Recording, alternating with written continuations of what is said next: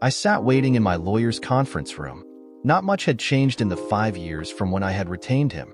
Same paintings on the wall, same furniture, even the same damn National Geographic magazine located at the end table in the corner. Kinda sad considering that for all the money I had paid him in the past, he could have afforded a subscription to eternity. Luckily, this wasn't costing anywhere near his hourly rate since I was alone in the room. So why was I in a lawyer's office if I wasn't actually going to use a lawyer? Well, that was a good question. The short answer would be because of Stella Jefferson, my ex-wife. For the past couple of weeks, she had been trying to call me without success. The reason why she didn't have any success was due to her penchant to introduce me to justice, divorce style. I had learned the hard way that any unauthorized contact with Stella would result in police and court appearances. I was made a true believer when she lured me to meet with her while the divorce was still pending to talk over some custody issues for our children. When I got to the restaurant where she wanted to meet, I was hoping that it was a good sign, since it was where we had our meal where I had proposed marriage to her. Against all logic, I was hoping that she was in a reconciliation mood.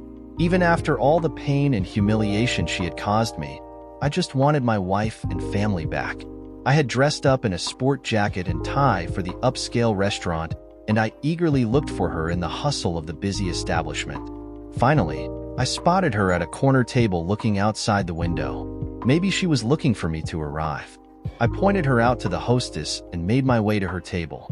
I was still enthralled by her beauty. A tall, statuesque brunette, you wouldn't believe that she was the mother of 2 children, especially how she looked in her little black dress. She was the epitome of elegance as I approached. My movements alerted her, and she directed her gaze at me as I prepared to sit down at the table. Her lovely visage hardened into a cold animosity which puzzled me. Before I could say hello or ask what was wrong, a number of people approached our table. 2 were uniformed police officers who asked if I was John Perry and told me I was under arrest for violating a temporary restraining order issued by the judge presiding over our divorce case. While I protested that she had called me to meet her, I was told that I could take that up with the judge. The court order was quite specific that I was not allowed any contact with her without the court's permission. That was because she had alleged that I physically abused her and the children, and she feared for their lives if I wasn't kept away. I had been dumbfounded when I had initially read the divorce pleadings that I had been served with. She had beaten me to the punch in filing for a divorce, and she had taken a no-holds-barred approach as I read through all the lies she and her attorney had put to paper. The upshot was the court determined that I was a risk to the safety of my wife and children, and the judge would be the sole arbiter of if and when I would see them again. I'm sure that most people have no idea of the embarrassment of being arrested. As I was physically doubled over the table and handcuffed behind my back, I saw a young child recoiling in horror at an adjoining table. I wanted to explain to him that I wasn't a bad person, but how do you start that conversation? It wasn't like I would have had the time to finish an explanation as I was manhandled out of the building and into the back of a police cruiser. All during the trip, I protested my innocence to the officers. They continued to ignore me as they drove to the municipal jail. I suppose they had heard it all before, and ignoring me was the standard practice. Then I was booked and processed into the facility. Fingerprints and mugshot completed, I was asked for information regarding my name, residence, place of work, and vital statistics. I complied with all their inquiries, fully expecting an opportunity to explain what had happened. Instead, I was led to a general holding cell with about 50 men milling around aimlessly. Before I was led inside, I said, "Wait a minute, don't I get a phone call? How do I see about getting bonded out?" The police sergeant patiently told me, "A phone is brought around each morning for inmates' use. You can make any local call.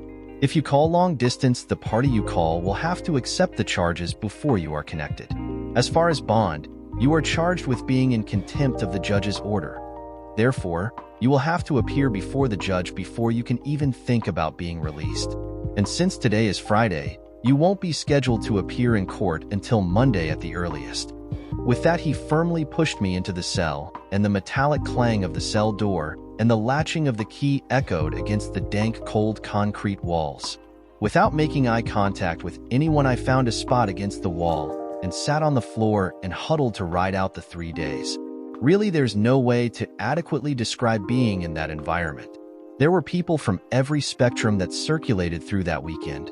Hardened criminals, gangbangers, college frat boys, drunks, addicts, and the occasional good citizen like me. The ebb and flow of new people arriving and people leaving after making a bond kept the noise a disruptive flow. A pecking order was in place for everything. It didn't matter if it was for using the phone, or for meals, or even if you were issued a blanket. The antisocial personalities would seek out the weakest links and agitate them into a fight, which would eventually require the police to intervene and take the victims to get medical treatment and disperse the perpetrators into an adjoining holding cell for violent offenders. Dressed as I was, I drew some attention throughout the 3 days. I guess everybody figured if I could afford to dress like that, then I should have been able to afford a bond. That was as far as it got for me. I guess as pissed off as I felt that I probably looked the same way, and the jackalls decided to go for easier targets. Monday morning, we were all roused and ankle-chained together as we shuffled outside to a bus. There we were unchained and placed into the seats and coupled to wrist restraints. After a vocal tally, we were driven to the courthouse, where we were again ankle-chained and escorted into a basement holding cell, and then we awaited our turn to appear before our designated judge. Finally, around 2 p.m., the bailiffs for my court came for me, and I appeared in my unkempt, disheveled clothes, reeking from the odor of the jail cell, sporting a 3-day beard shadow before the baleful eyes of the judge. Stella sat there with a gloating look as her attorney regurgitated the events of Friday night from Stella's perception. Your Honor, my client was tending to her own business, dining out, when she was traumatized by the appearance of her husband. Before he could commit bodily harm to her, the police called to the scene were able to successfully interdict before any injuries were sustained to my client, he thundered with righteous indignation. To my surprise, my lawyer was there and countered that I had no such intentions. I found out later that even though I had failed to contact him, the judge's clerk had made a call that morning to tell him to be in court to represent me. I tried to hurriedly whisper to him what had happened, and he was simultaneously parroting what I was telling him to the judge. Finally, after enough squabbling, the judge shut the attorneys off and looked at me. Mr. Perry, do you think you've learned your lesson? When I issue a restraining order and a no-contact order, I mean for you to obey them. I began to open my mouth to protest, only to have my attorney firmly clench my arm and hissed for me to shut up.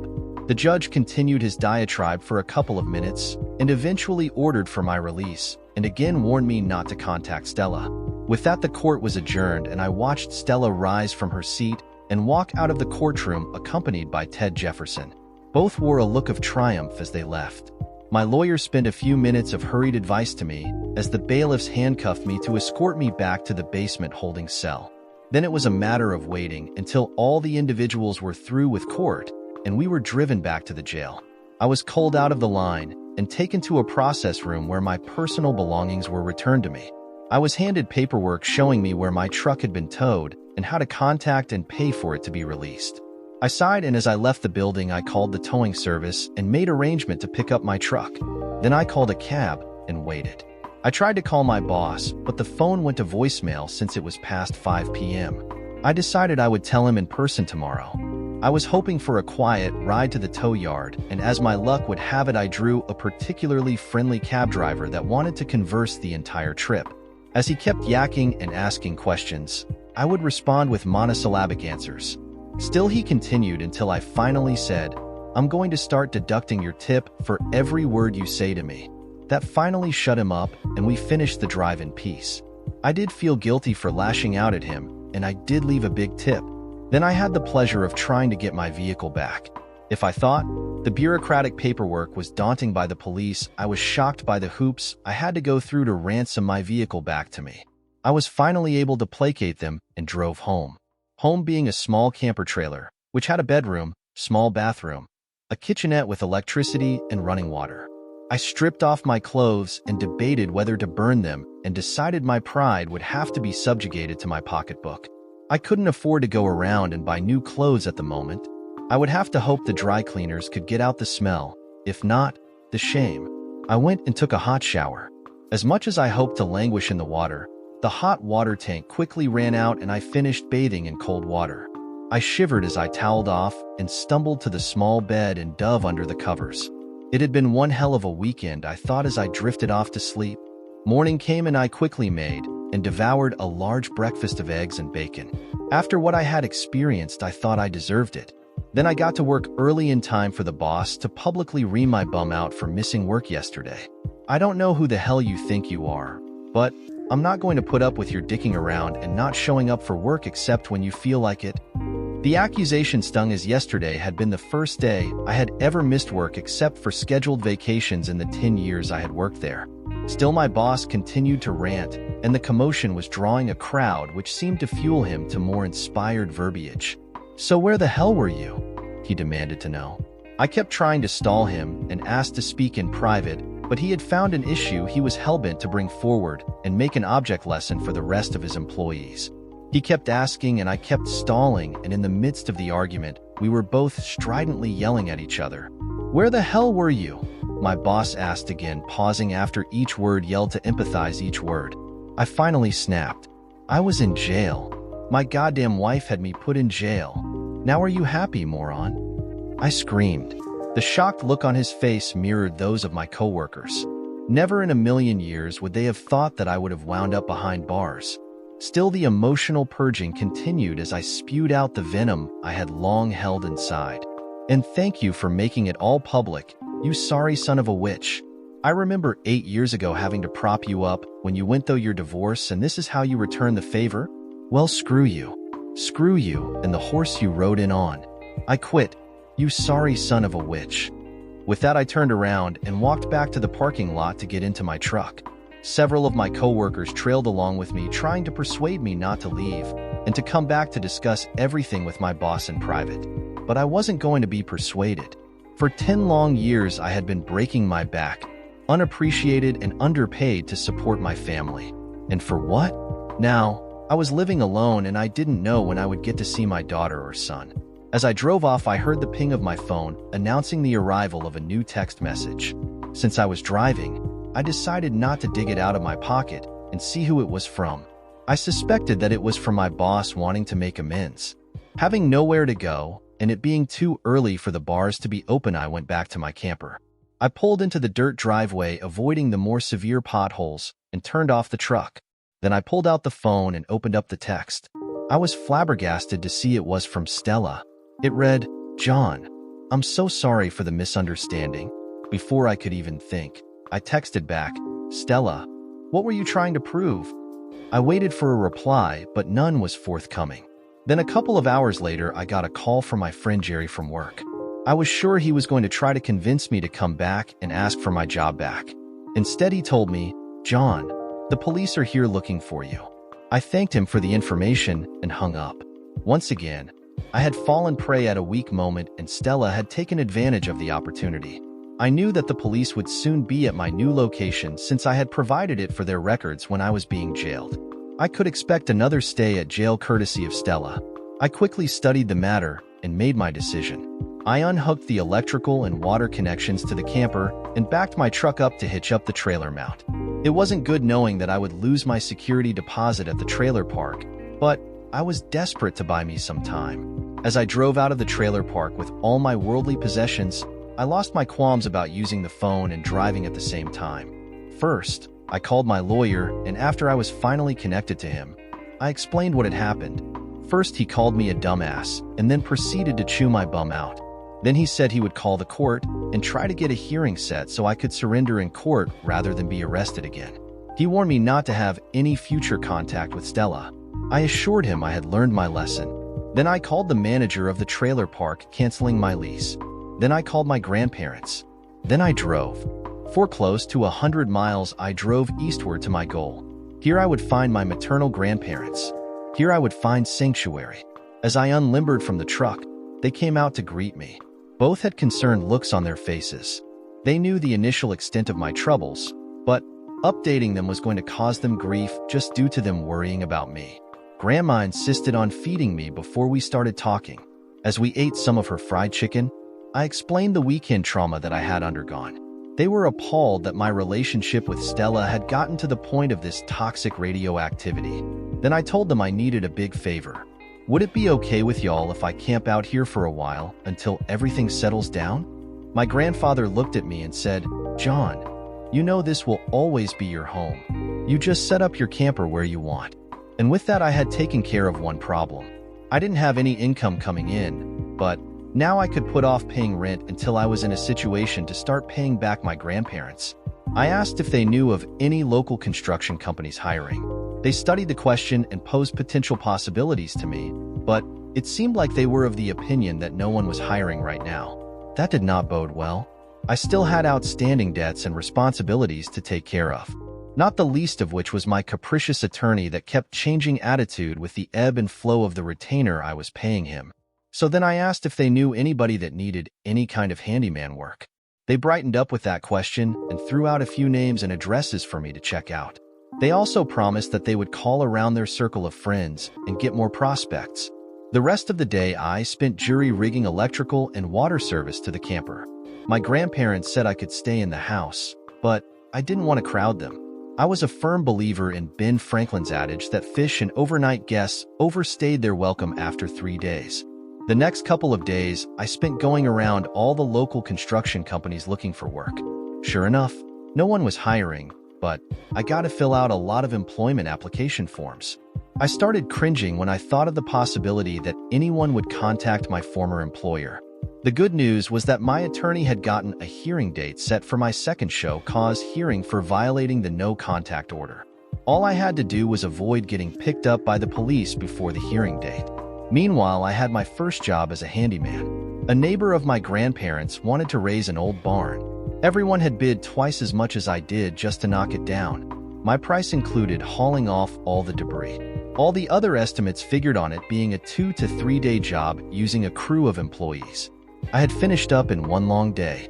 As I was finishing loading up the last load of debris in my grandpa's flatbed trailer, the neighbor came out to me carrying 2 ice-cold long-neck bottles of beer, and I grateful accepted the offering.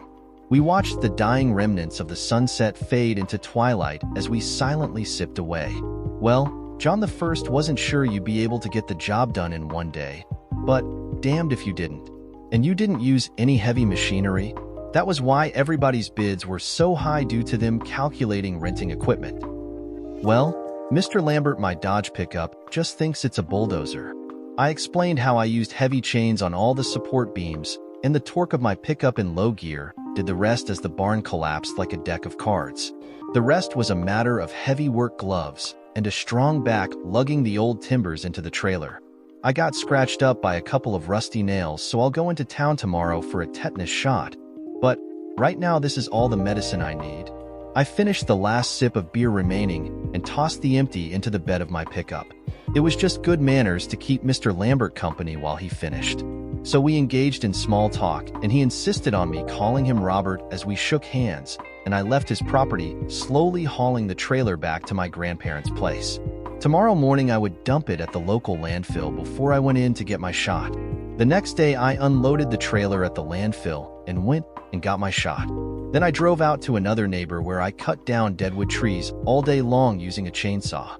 I was assured that next week they would rent out a log splitter and I could split the wood into cords of firewood, and then we would discuss the price of removing all the stumps. I was a tired puppy when I finally got back to my trailer. True to form, under the theory that there was no rest for the wicked, I was scheduled for court the next day.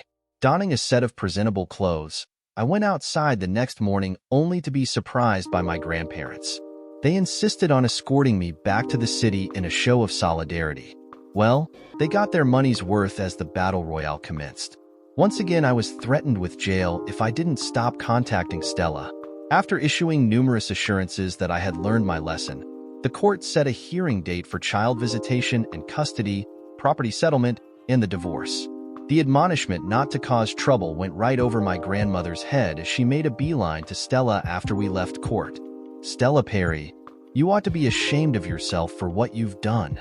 It was bad enough you cheated on John, but now you are trying to get him locked up? And why did you tell those lies about him hurting you and the kids? You know good and well that he loved you and his kids with every breath, and he would never harm any of you. It is a crime and a sin to keep John away from his children. To give her credit, Stella blushed from embarrassment as my little grandmother went face to face with her. Stella and her beau, Ted Jefferson, waited uncomfortably for the elevator to arrive to carry them to the lobby away from my angry grandmother. As Grandma continued in on Stella, it got so humiliating that Stella and Ted finally retreated down the stairway to make their getaway. The crowd that had gathered gave my grandmother a small round of applause for the entertainment value.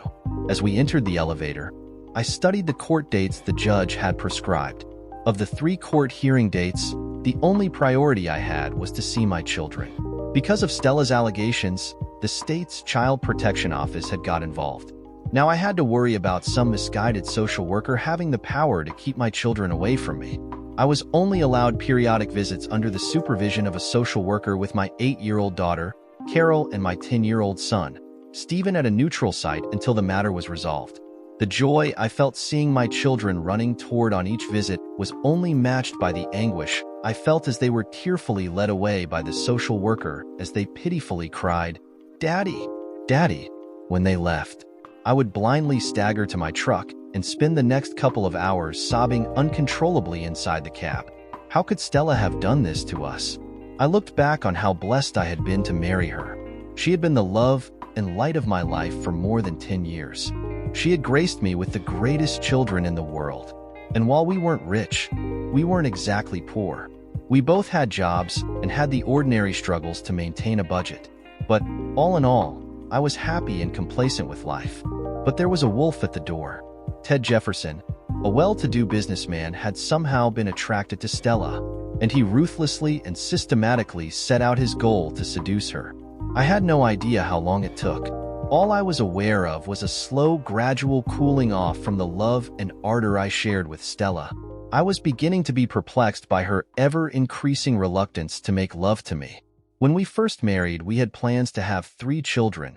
Yet, now whenever I brought it up, it was one excuse after another.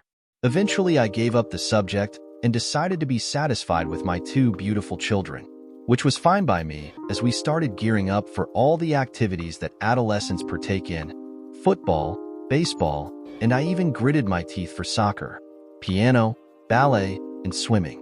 Whatever drew their attention I encouraged, as I felt that a number of activities would lead to a well-rounded child. As they got older, then they could focus on the few they truly enjoyed and excelled at. Stella and I had prepared a calendar to help with the logistics of making all their appointments. Over time, I began to notice a trend of me being the primary chauffeur while Stella begged off due to business meetings. The meetings began to occur more often and for longer durations. Whenever I complained to Stella, she would lash out at me saying I wanted to keep her barefooted, pregnant, and in the kitchen. So I learned to suck it up and bite my tongue as we negotiated through these perilous times in our marriage. Any possibility I held out for make-up sex when we went to bed was quickly shot down as Stella began the habit of reading in bed. Any attempt to get her to physically respond to me was shot down. I would turn over facing away from her, frustrated and confused. But it was more than that. I also missed the time we used to talk to one another in bed in the dark still of the night. Those were times I cherished just as much as when we made love. I began to miss my best friend. Hostilities were brewing on another front. I began to hear harping about how poor we were and how she and the children were having to do without. I was stunned by the ludicrous accusations. I kept pointing out all I did for them and asked Stella what specifically was missing from her life. 6 months later, I found out that the answer to that particular question was Ted Jefferson. I know what you were thinking. I had all the signs in front of my face, all the telltale indications of an affair. But you know what? I loved and trusted Stella, and, honest to God, I had no idea until we had the day. Boy, what a day that was. Carol and Stephen had soccer practice scheduled for that Saturday morning. I was sitting in the bleachers of the soccer complex, yelling encouragement to both Carol and Stephen as they practiced on different fields. A whole slew of parents and family were doing likewise for their kids. A woman sat next to me and I recognized her, Donna Richards, our preacher's wife. She smiled and we got to talking about our kids. It was a pleasant conversation with just the right touch of guilt for not having perfect church attendance. I'm sure that Donna and her husband both had to deal with interacting with people with a similar guilty conscience. She remarked how beautiful a morning it was and what were my plans. I told her after practice, me and the kids were going to grab a hamburger and then I would have to mow the lawn. Donna frowned and told me that she had heard on the radio that a bad weather front was moving in and the prediction was for rain the rest of the weekend. I wasn't happy to hear that. I had already procrastinated for a week on mowing, and the yard was looking shabby. Man, I wish you hadn't told me that, I groaned. Stella will have my hide if I don't get the yard cut. Donna laughed and offered a solution. She would look after the kids and take them with her kids to get a bite after practice and then drop them off at the house. I insisted on her taking the two $20 bills I offered to pay for everyone's meal. As I left, I took one last glance at the practice fields, trying to spot Stephen and Carol swirling in the midst of the kids. I hurried home and noticed the late model Cadillac parked in our driveway. I assumed that it was one of Stella's friend's vehicle, and so I parked on the street. I went into our carport and unlocked the utility door and hauled out the lawnmower. It fired up on the first crank, and I proceeded to march back and forth across the lawn. I had gotten to the fifth pass when the front door opened and a stranger stepped out of the house and proceeded to the car. He studiously ignored me and fumbled to get his key in the door lock. I observed his general appearance and didn't understand why his shirt tail was tucked out on one side of his pants. He jumped in the car and fired it up and quickly backed out of our drive and then rapidly accelerated down the street, ignoring my yells of "Hey!" to get his attention and stop. I left the mower running and went inside. Stella wasn't anywhere downstairs, and I hurried upstairs. I was calling for Stella, and she wasn't answering. Just as I got to our bedroom door, the bathroom door opened and we converged, but both our attention were fixed on a small item of clothing lying on the bedroom floor. A pair of Stella's panties, a rumpled bed, Stella with marred makeup and hair. I slumped against the wall and slowly slid down it, hyperventilating from my discovery. I didn't even notice when Stella carefully edged around me and crept out of the room. When I finally broke out of my fugue state, it was around noon. Stella was gone, who knows where. The lawnmower had idled until it finally ran out of gas. Donna had not arrived with Carol and Stephen. I was at a loss of what to do. Should I go track down Stella, or do I need to wait for the kids to arrive and regroup? I decided I needed to take care of my kids first. Eventually, the kids arrived and asked where Mom was. I didn't know what to tell them. All my efforts to reach her cell phone were going to voicemail. Gloom remained in the house for the rest of the weekend. The kids finally accepted that I didn't know any more about their mom than they did. It didn't stop those worried looks on their faces. I somehow managed to get the kids dressed and off to school Monday. If I had known what is going to transpire, I would have done something different to change the near future that was about to slam me. I arrived at work, and it was torture trying to concentrate and thinking of Stella at the same time. Then came the lunch break, and I sat with my fellow coworkers while they ate and joked around. I just stared at the paper bag that held my sandwich that I wound up throwing away. The afternoon toil was no better, and as I left the construction site, a man approached me and asked if I was John Perry. As soon as I said yes, he handed me a thick manila envelope and told me that I was being served. I asked him, served with what? He told me to read the paperwork. I tore open the package and tried to make sense of the legal gobbledygook. What a racket lawyers have to come up with a system that requires you to rely on them. There were certain phrases that caught my attention: divorce, alimony, restraining order, sole custody. This was above my capacity to understand, so I called my buddy that had gone through this a couple of years ago. After I told him why I called, he gave me the number of his cousin, who was an attorney. As a favor to him, his cousin would wait after hours to meet me at his office. Eventually, I found out how those extra services like that would eat through a retainer. Stella and Ted could afford to spend that kind of money, as they had to expedite filing and serving me so quickly. That alone would have cost me an entire week's payday. Anyway, there I was in the attorney's office, watching him behind his desk, reading through the paperwork that I brought him and taking notes. Then he asked me all kinds of questions.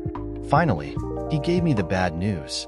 John, I've been practicing law 10 years, and I can already tell you this is going to be one of the worst cases I've ever seen. Start with the fact that your wife was able to retain a firm of cold, conniving snakes like the Faraday's firm, and to get them to file and have you serve the Monday after you discovered your wife's infidelity means that someone had to pay some big overtime for those attorneys to work on the weekend. Then you have the petition for a restraining order already signed by a judge at an ex parte hearing. After reading what you allegedly did to your wife and kids, that was a no-brainer. They are alleging that you physically assaulted your wife and were mentally cruel to her and your kids throughout the entire marriage. Your wife feared for her safety. Blah, blah, blah. Here's the no contact order that you are required to obey unless and until the court lifts it. Restraining order keeping you away from your wife and minor children except as permitted by the court. Said restraining order allows you to come no closer than 500 yards to them or your house. No contact by electronic means or writings or conveyances by third parties. Request to keep you from having visitation. Or, in the alternative, supervised visits at a neutral location not to exceed 1 hour in duration. Request for sole custody. Request for the house to be adjudicated to your wife. Request for the court to award your wife alimony for her lifetime at triple what the state's guidelines requires based on the unusual aspect of this case.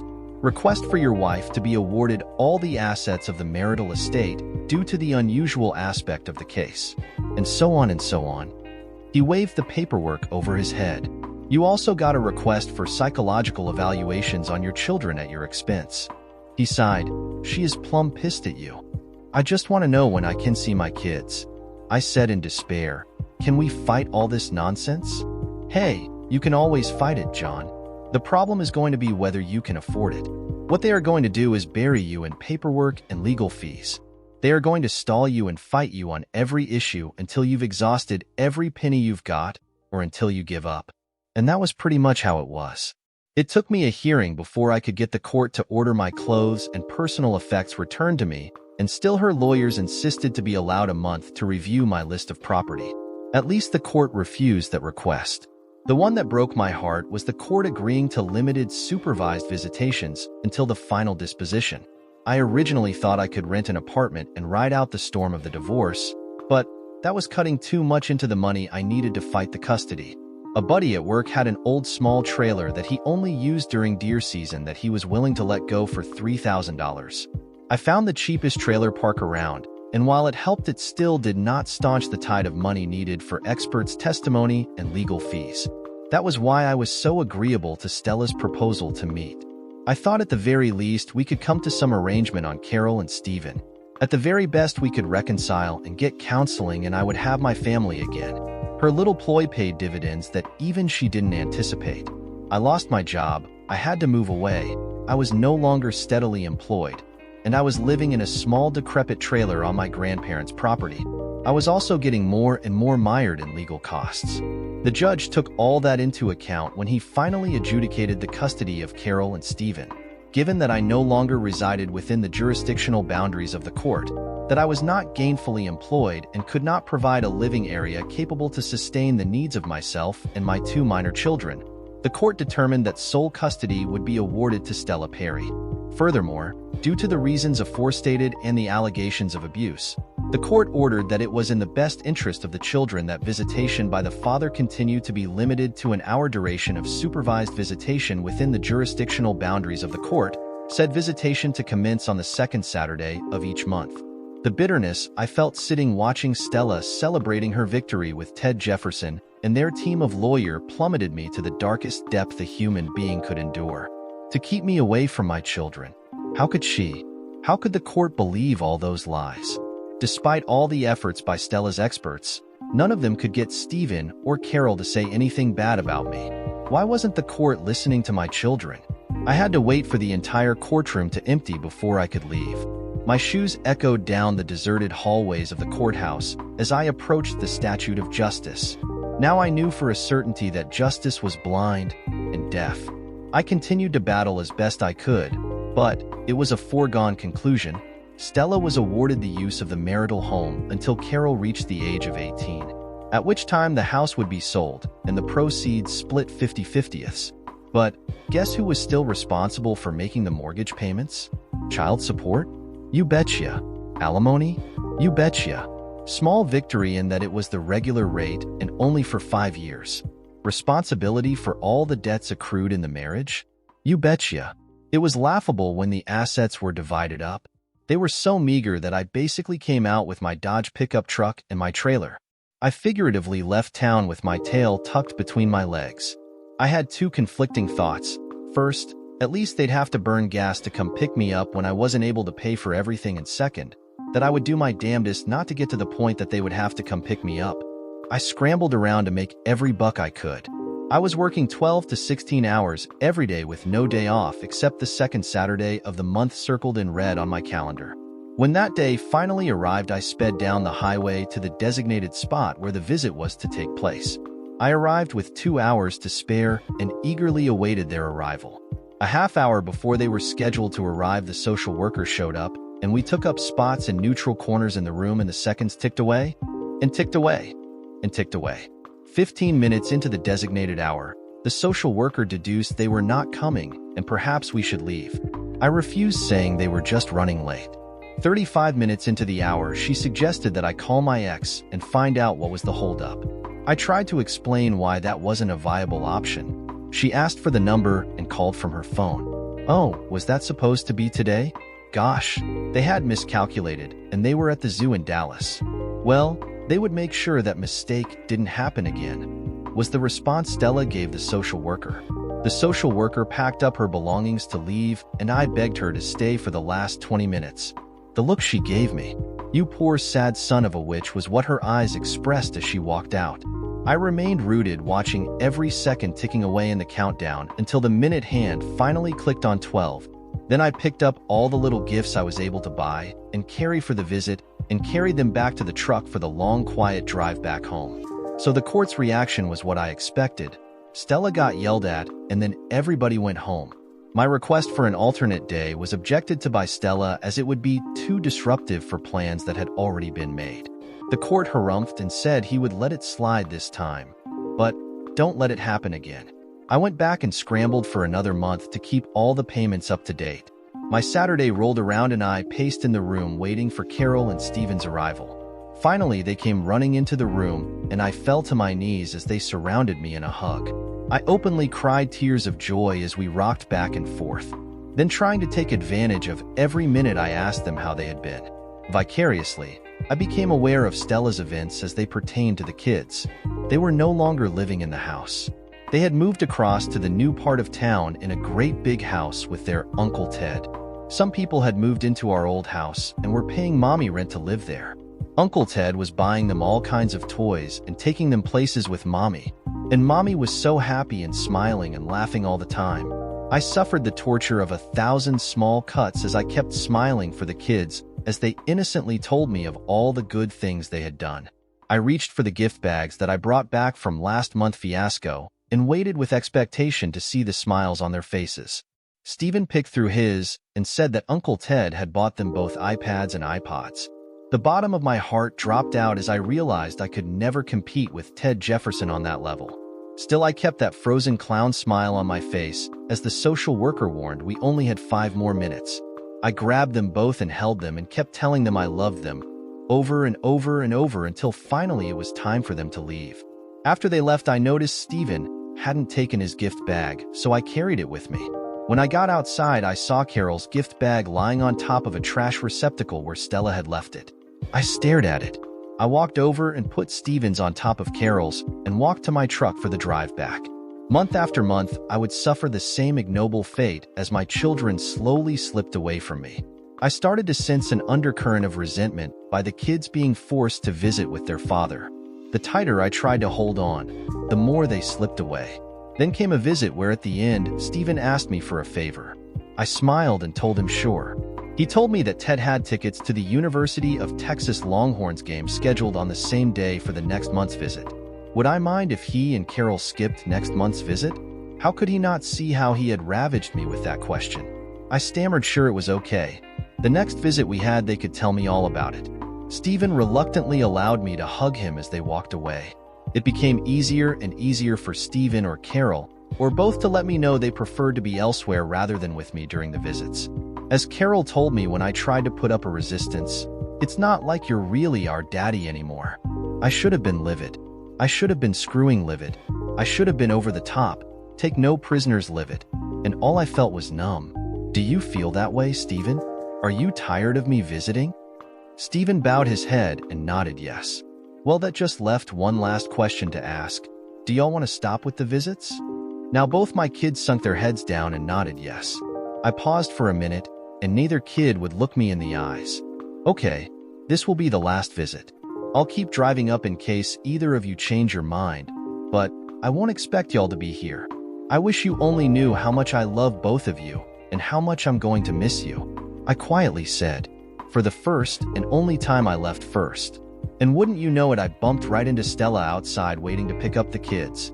I could tell she was panicking being face to face with me. Her damn court-ordered 500 yards buffer zone not being worth a penny to her in that instant. I just looked at her and said, "You won." And then I walked off. The wedding announcement was in all the local papers. My girl was a little bridesmaid and my son served as Ted's best man. I contacted my lawyer for what I thought would be the last bit of representation and told him to file for reconsideration of the alimony and request the sale of our marital home. Finally, the court sided with me and ended the alimony. Once we showed the marital home became a rental property, the court ordered that I be awarded the difference upon the sale of the house. Too little, too late. I went to my trailer and celebrated with a week-long drinking binge. I was nowhere near recovering when I heard a knock on my trailer door.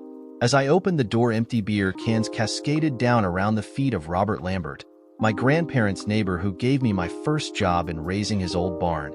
He looked at the sloppy mess I had become and asked if I could come by his house tomorrow. He had a business proposition for me. I told him I would, and I sat mired in the remaining rubble throughout the trailer. I was disgusted with myself, and I went and collected every can and then tidied up the trailer as best I could. Then I showered and shaved and made sure I had a change of clean clothes. When I arrived at the appointed time, he held his hand out to me for a shake and I said, "I'm sorry about yesterday, Mr. Lambert." He reminded me that he had told me to call him Robert as he led me inside. We went into his den where a woman sat on the couch leaning over to the coffee table. She was poring over a series of maps and then typing into a laptop computer. I couldn't help notice the austere behavior she projected. Her auburn hair was wrapped tightly in a bun. She was wearing large reading glasses and her face was scrunched in concentration. Her alabaster complexion and lack of makeup did not conceal her attractive features. I noticed she was unusually tall for a woman. I had the totally irrational thought of what it would be like to look into those vivid blue eyes straight on while kissing her. As though to complete her struggle to appear unattractive, her torso was adorned with a baggy Texas A&M sweatshirt, and her jeans were worn and baggy. It was as though she didn't give a damn about impressing anyone. "Gail, I want you to meet John Perry." Gail peered over her glasses, and it was evident that I didn't impress her. I went to shake her hand and I found myself as a source of disdain as I was captured in the laser beams of those deep blue eyes as she ignored my hand. "Mr. Perry, would you excuse us?" And not waiting for an answer, she stormed out of the room with Robert Lambert quickly trailing after her. They retired into what appeared to be the kitchen and I became aware of an argument escalating by the minute. The noises were too muffled to make any sense out of until the very end when I heard the woman yell, "Why do we need him?" To which Robert replied, "Because I said so." When they came out, it was apparent that though a truce may be in effect, a brush war could reignite any instant. "John, I'm sorry for the interruption. Let me finish introducing you to my granddaughter, Gail Lambert." Gail gave a fleeting smile, but the eyes did not match the smile as Robert continued. "Gail is a recent graduate at Texas A&M in business agriculture, and she came to me with some very interesting news. So I'm going to let Gail take over now. Mr. Perry, what do you know of Shreveport, Louisiana? If you don't mind, why don't you call me John? As to your question, not much. I know they have a racetrack at Bossier City and some casinos over there." "Let me rephrase the question, Mr. Perry." She ignored my request to calling me by my first name. "Do you know anything about the history of Shreveport?" "No, I don't," I replied. "Have you ever heard of Captain Henry Shreve, Mr. Perry?" After studying on it, I said, "No, can't say I have." "What about the Great Raft, Mr. Perry? Have you ever heard of it?" I responded, "Wasn't that the Kon-Tiki boat that Thor what's-his-name sailed?" The woman rolled her eyes in exasperation at the response. "No, Mr. Perry, close to 800 years ago a logjam formed on the Red River. For all those centuries, trees unearthed in the Red River continued to float down to become part of the logjam. At its apex, the logjam stretched 150 miles upstream and became so thick that many streams and tributaries and lakes formed as a result of it. You could actually walk on the river for miles and never see water. As you can imagine, many of those trees over time lost their buoyancy and sank to the bottom of the Red River, or whatever tributary it caught on at the logjam. And remember, this went on for centuries. Eventually, Captain Shreve was assigned the task of clearing the logjam, and he eventually did so to make the Red River navigable. And thanks for doing so, the town of Shreveport was named for him. I interrupted. That is a very interesting history lesson, ma'am.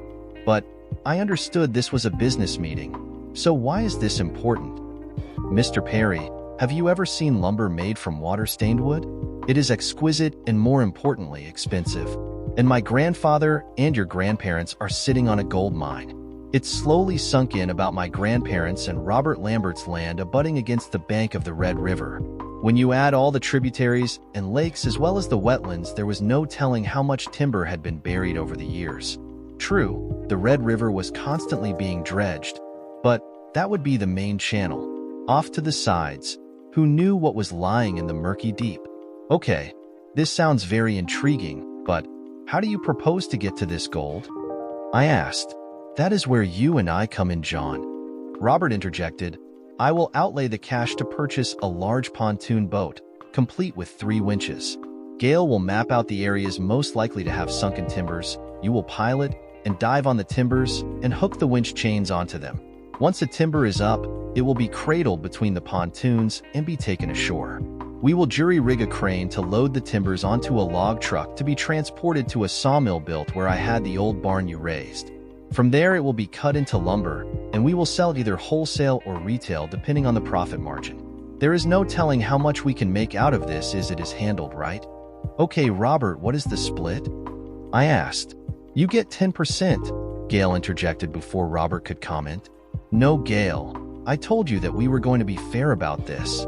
Robert angrily replied. John, for providing all the sweat equity, you get 50%. Gail and I will share the remaining 50%.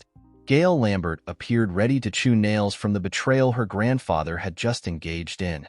She continued to glare at me for the rest of the evening as Robert and I discussed what we would need for the boat. Finally, we decided we had all equipment contingencies covered, and I told them good night.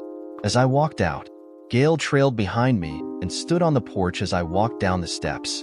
Mr. Perry.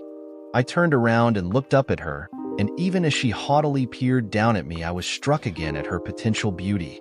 I just want to say, Mr. Perry, that I am not on board with you being partners with my grandfather and I.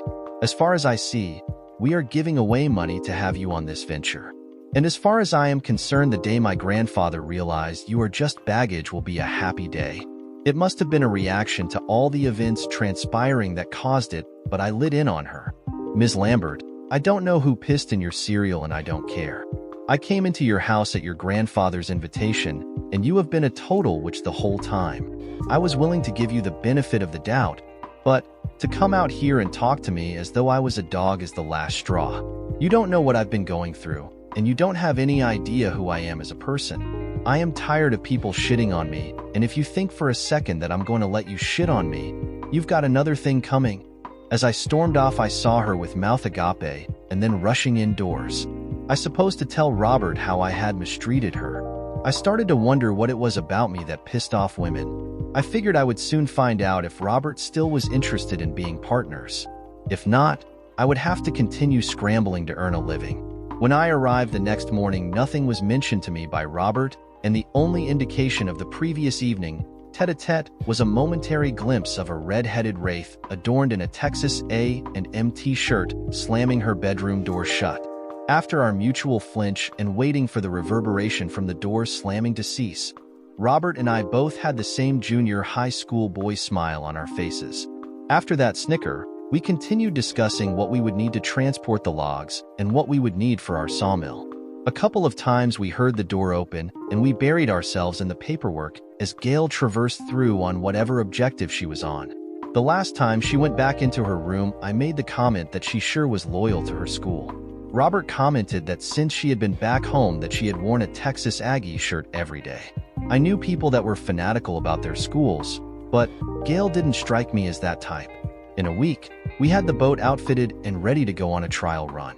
The construction of the sawmill would wait until we determined the feasibility of the venture. If we were not able to dredge up enough timber to make it profitable, Robert could turn around and resell most of the equipment, and not sustain too much of a loss. Me, on the other hand, would continue to accrue, losing a day wage until my finances would redline. I was desperate for this venture to work and start giving me some breathing room. Robert, after consulting with Gail, decided to go out on a small tributary where we would work unseen by others. As I appeared the next morning, I was surprised from the indications that Gail was going with us. She had on yet another A&M shirt on as she packed the items she intended to carry in the bed of my pickup. So we all loaded up and drove out to a suitable place to launch the pontoon boat.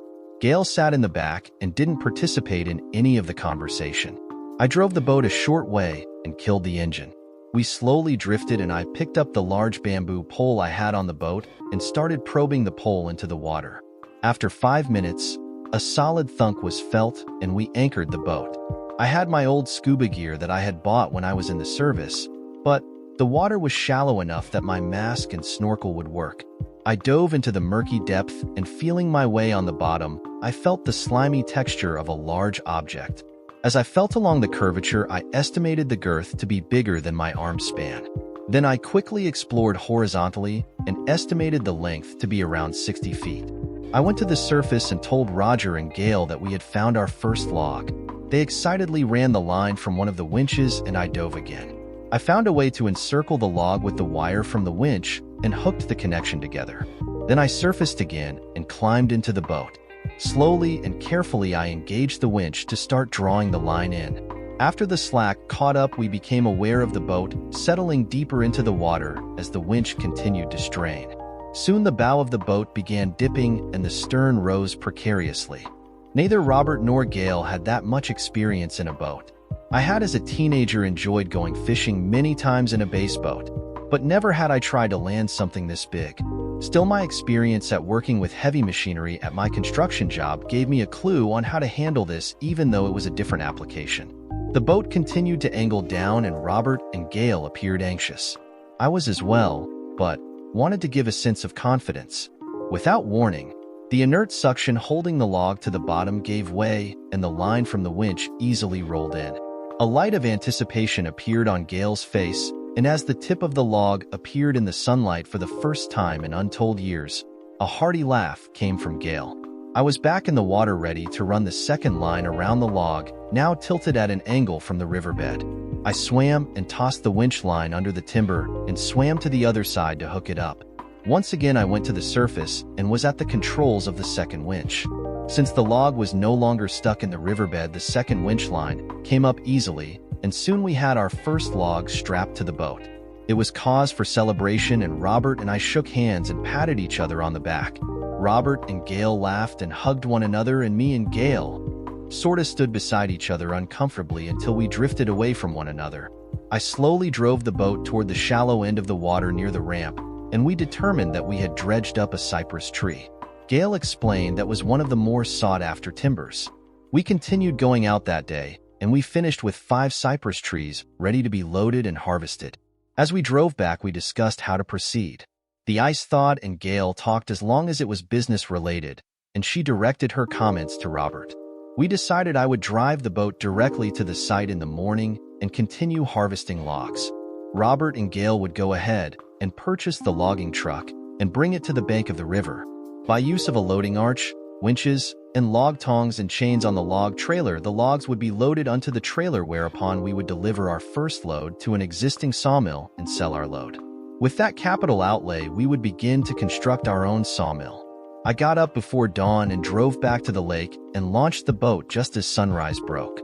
I found the first log and dove back into the water, not taking into account how chilly the water would be that early in the morning. I forced myself to complete latching up the log and got it ashore. I then scurried to my truck and turned it on and allowed the heater to combat the early signs of hypothermia. Clearly, there were still some lessons to be learned in harvesting the logs. Then I remembered my scuba gear on board, and luckily the neoprene wetsuit still fitted me. It would be able to take the edge of the chilly water until I was warmed by the truck heater or the sun. By the time Robert and Gail arrived with the truck, an additional 10 logs had joined our trove. I backed the truck up and attached the tongs and chains that would assist the arch in winching the timbers up on the truck. It was arduous and inefficient, but it was the cheapest way to load until the scale of our business justified using a log crane. Since I was the only one with enough experience, Robert and Gail watched my efforts. As I finished chaining the last log, I overheard Robert asking Gail if she still thought I was unnecessary to the operation. The silence was gratifying to me as Gail continued to barely tolerate my presence. Finally, I had enough logs loaded for the first load. The remaining logs continued to sit in the shallow water, awaiting their turn on the second load.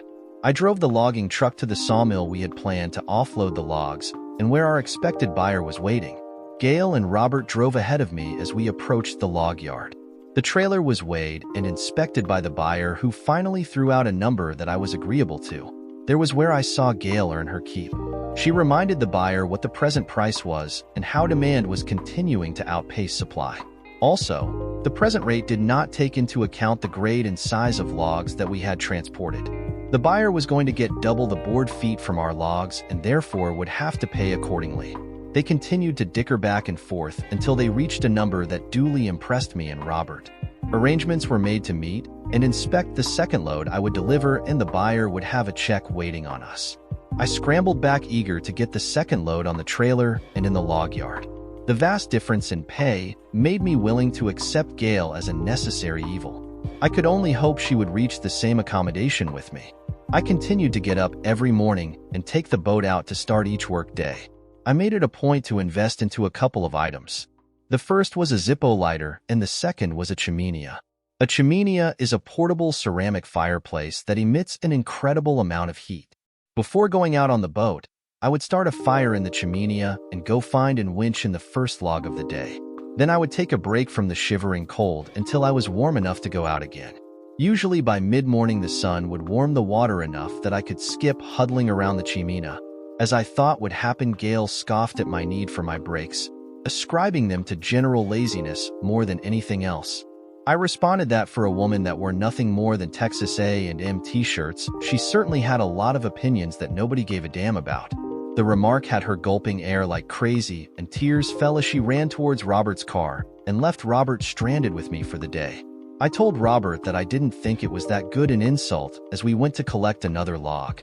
By now, the sawmill was up and running, and Gail and Robert had hired a couple of guys to run the sawmill. Even though it was unspoken, I knew Gail was pushing Robert to end our partnership and hire a boat crew to operate the boat. To his credit, Robert refused to listen to Gail. Now about the only time I saw Gail was when the three of us would go on a boat run to scout out a new area. I don't know how she did it, but through her research, Gail would always have us on a new trove of logs to harvest. Now her new complaint was my sloth was causing delays in getting logs to the mill. Robert pointed out that I generally kept ahead of the sawmill crew, and I had a small surplus of logs built up for the sawmill crew to attend to.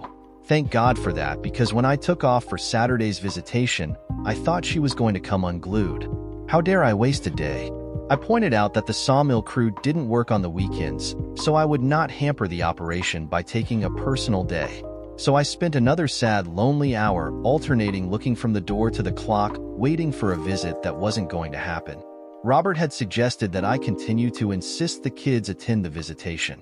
I pointed out that any manifestation to show my love by insisting on doing something they both resented would only cause more problems. No, I wanted them to be there voluntarily. If Gail had bothered to notice after I got back from wasting a half-day Saturday, I unloaded a log haul late that afternoon and 3 hauls for Sunday. The work continued to be a salve for my heartache as I wondered about Stephen and Carol. Oddly, I felt an amazing lack of concern for Stella. She had so treacherously destroyed our marriage, I knew there would be no rebound there. As fall approached, Gail's efforts to undermine me escalated. The increasing cold continued to hamper my efforts to collect logs. I had to take longer and longer breaks to warm up sufficiently to continue to dive on the logs. That translated to fewer hauls of my timber and more hauls of pine and oak logs that Robert contracted with other logging outfits for the sawmill operation. Gail argued that justified terminating the partnership. I felt a strange comparison on Stella's and now Gail's efforts to denigrate me. Obviously, from my perspective, I didn't see anything that justified their actions. But, still in the back of my head, I kept wondering what I had done to set them off. I spent another lonely Saturday with an unanswered prayer. As I drove home, I asked God if I would ever be complete again. I didn't hear an answer. Another couple of weeks passed, and my results continued to deteriorate. I drove to Robert's and suggested to him that maybe it was time to stop diving until spring. I could see the victory smile on Gail as the results continued to fall in her favor. Then she threw a total mindfuck. She wanted to go out tomorrow on the boat to scout locations on the Red River. We had held off on going on the Red River due to our success in the tributaries. Robert reminded her that he had a prior commitment in Houston to attend to, so he couldn't make it. I could see the debate waging on Gail's face as she tried to decide whether she could tolerate being alone with me on the pontoon boat. She finally announced that she still wanted to go out. That morning I went to pick her up, and she hurried past me in her maroon Texas A&M sweatshirt and jeans and got in my truck. Robert was getting ready to leave himself and jokingly told me not to kill her. I just drew a deep breath and went to my truck. All day long, we spent going to various places on the river. The only time we would converse would be when she directed me to another location, or when I told her I located a log by my bamboo pole. Through my experience, I could distinguish when I located timber. Then she would transfix the location into her portable GPS. I took note of several disturbing facts, the main ones being the depth of the river and the rapid current. I had to throw down an additional anchor line to keep the boat from drifting as we searched for timbers. Coupled by the tons of silt speeding through it would make diving an especially haphazard task in the murky water. Lord knows what other obstacles I would bump into down there. Anchor lines would be needed to tether so the current wouldn't sweep me downriver, which meant scuba gear so I could stay down long enough to fashion the winch lines around the logs. This was going to be an extremely dangerous proposition. I would need to take a refresher scuba course and update my gear. I would also need a dive partner since it had been drummed into me so long ago not to dive alone. As I continued to watch Gail enter data into her GPS, I thought about mentioning that to Gail. Then I had an epiphany. Gail never intended me to dive on timbers we were scouting on. By next spring, she would have Robert convinced why I had outlived my usefulness and the need to hire lesser-paid employees that would take the place of an expensive partner. The new crew would start on the treasure I had helped her locate to assure my termination. The bitterness blinded me, and I turned away from her and went back to the boat cockpit, not daring to look at her plot my betrayal. The late afternoon sun was fading into evening on what would be a glamorous sunset on the river. I continued to pretend to do a chore that didn't require me to look at her. I heard an unfamiliar short yelp and a loud splash.